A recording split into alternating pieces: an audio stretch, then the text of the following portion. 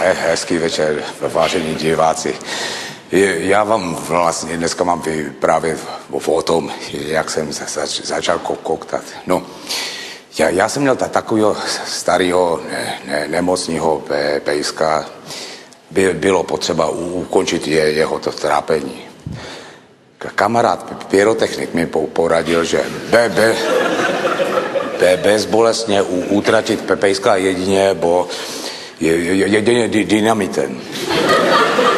No, přivázali jsme teda mimo pejskovi okolo krku 10 dynamitových patron. Uvázali jsme ho u kůlu do prostřed zahrady.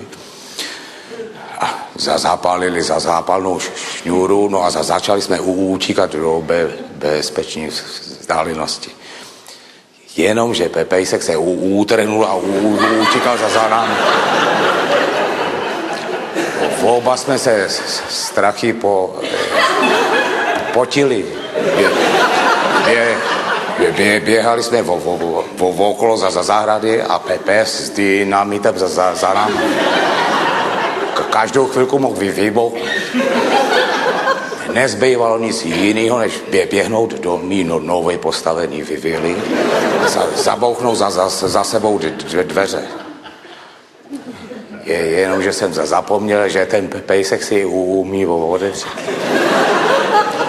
No samozřejmě, že si otevřel a utíkal po schodech za náma nahoru.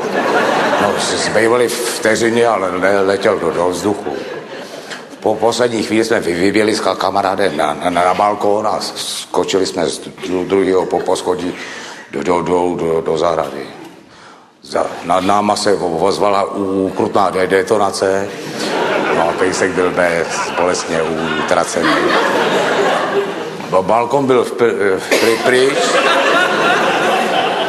Kamarád pyrotechnici na 3krát přerazil, do dneška kulhá. No já jsem měl štěstí, jenom trošičku z toho koktám. A to je všechno, co jsem asi naschlédl.